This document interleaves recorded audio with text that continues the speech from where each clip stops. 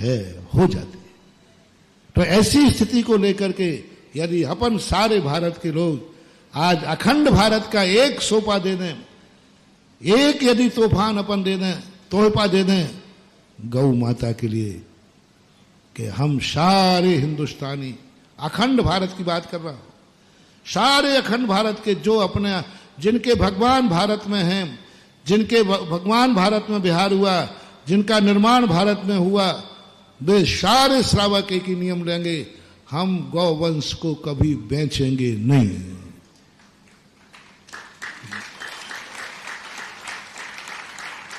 दूध देने वाली बेचते हो तो कोई बात नहीं, वो तो पैसे के लिए। दूध नहीं देने पर गाय को नहीं बेचेंगे, बछड़े को नहीं बेचेंगे, नंदी को नहीं बेचेंगे, क्योंकि ये हमारा भारतीय संस्कृति है। क्या आनंद आ जाएगा, विश्व में एक कीर्तिमान होगा, विश्व का एक देश ऐसा है जहां गौवंश, यह है अखंड भारत की संस्कृति। अखंड भारत हम किसमें करना चाहते हैं? हम सब मिल जाएं और मां लुटती रहे, उसको अखंड कहोगे? हम घरों में बैठे रहें और मां कटती रहे, हम उसको अखंड कहेंगे? नहीं, अखंड में तो हमें ही अखंड नहीं होना है, हमें गौवंश को भी अपने में मिलाकर अखंड होना है।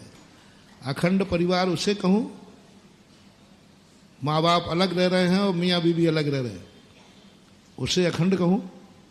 अखंड किसे कहते हैं? जहां 7 पीढ़ियां एक साथ रहती है, जहां दादा भी रहता है, दादी भी रहती है, माता भी रहते हैं, पिता भी रहते हैं, और पत्नी भी रहती है, और स्वयं भी रहता है, और बच्चे भी रहते हैं, उसको बोलते हैं अखंड परिवार। आज अपन गौ माता को क्यों ना इस भारत के अखंड अभियान में शामिल करें और घर घर ये आगाज दें, घर घर मेरी आवाज पहुंचे कि नहीं, गाय भी हमारा एक अंग है, गाय भी हमने मां मानी है।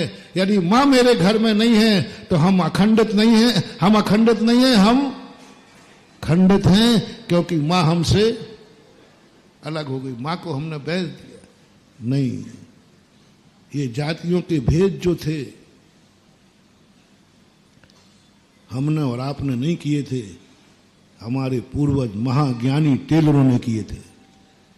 इसलिए इसको खंडित रखो। हम हमेशा कहते हैं कि कुछ संस्कार ऐसे हैं जो खंडित होना जरूरी है। यदि आचार विचारों का हम विखंडन नहीं करेंगे तो दुनिया में दुराचार पनप जाएगा। हमें एक खंड करना ही पड़ेगा आचार और विचार का। इसलिए हम बहुत बार कहते हैं, हर जाति वाले से कहते हैं, हर जाति, सबसे बड़ा पाप ये कर रहे हैं आप लोग, हर जाति वाला कर रहा है, जो हमारे पूर्वजों को खंडित कर रहा है। हमारे पूर्वजों ने कहा था, हमेशा अपने बेटा बिटिया की शादी अपनी जाति में करो,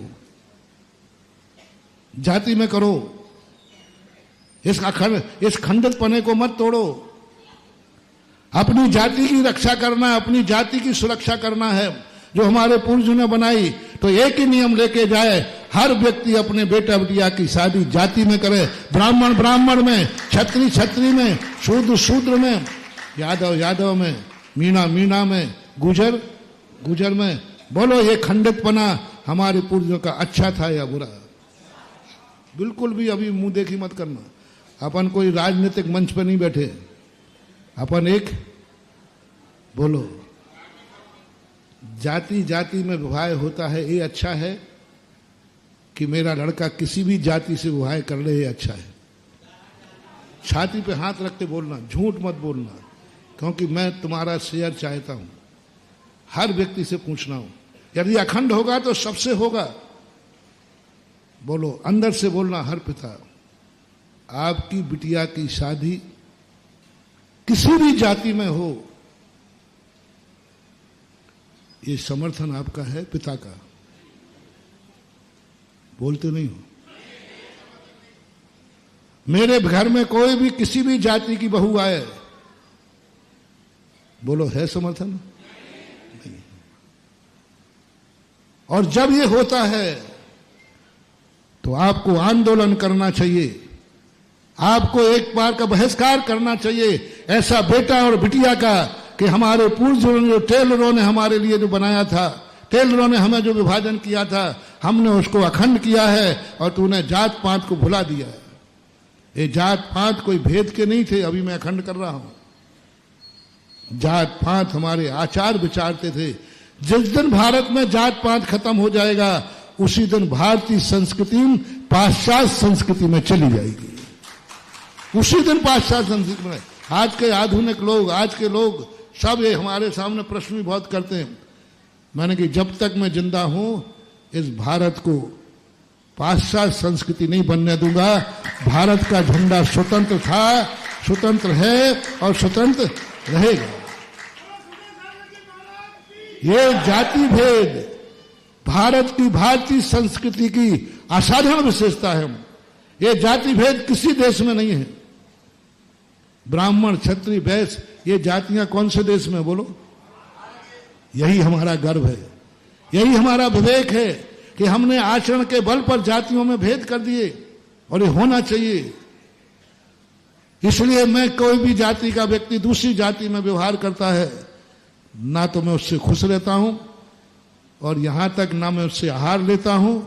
मेरा बस चले तो मैं उसको मंदिर में अभिषेक भी नहीं करने देता हूं, क्योंकि ये धार्मिक मंच है, राजनीतिक मंच नहीं है। ये धार्मिक मंच है। हर जाति वाले से मेरा कहना है, शूद्र से भी मेरा कहना है, अपनी जाति की रक्षा करो, अन्यथा पूर्वज तुम्हारे माफ नहीं करेंगे।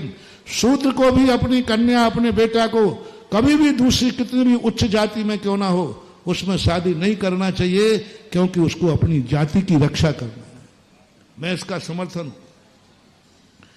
ब्राह्मण पूरी ताकत लगाए, अपनी बेटा बिटिया कहां संबंध बनाए,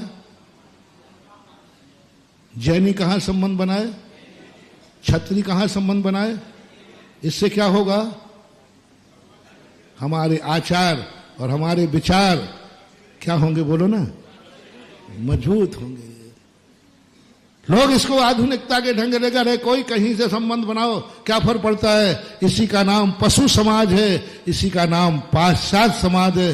बोलो, इस अखंड भारत के दिन अपन भारतीय संस्कृति को जिंदा रखना चाहते हैं, या अखंडता के नाम पर अपन विश्व में मिलना चाहते हैं?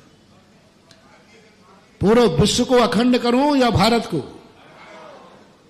विश्व का अखंड करना है तो चलो अपन सब मिलते हैं। फिर ध्यान रखना महानुभाव, ना तुम रहोगे ना तुम्हारा गुरु रहेगा। जिस दिन विश्व में मिल जाओगे, उस दिन ना तुम्हारा मंदिर रहेगा, ना भगवान रहेगा, ना गुरु रहेगा, ना भक्त रहेगा, ना चातुर्मास रहेगा, ना ये प्यारा अशोक नगर रहेगा। सब टके शेर भाजी, टके शेर खाजा, अंधेर नगरी और चौपट। तो जो हमारे पूर्वजों ने बनाए, कभी भी जातिवाद को खंडित मत होने देना। कोई भी जाति, मैं किसी जाति विशेष का नाम नहीं ले रहा हूं, मैं हर जाति का समर्थक हूं, मैं हर जाति का रक्षक हूं। मेरा भाव है कि हर जाति भारत की पूरी अखंड रहे, अखंड रहे, और अपने कर्म और अपने धर्म पर पूर्णतः समर्पित रहे। हमें जातियां खत्म नहीं करना है देश में, और जातियों को खत्म करने का मूल कारण है विवाह।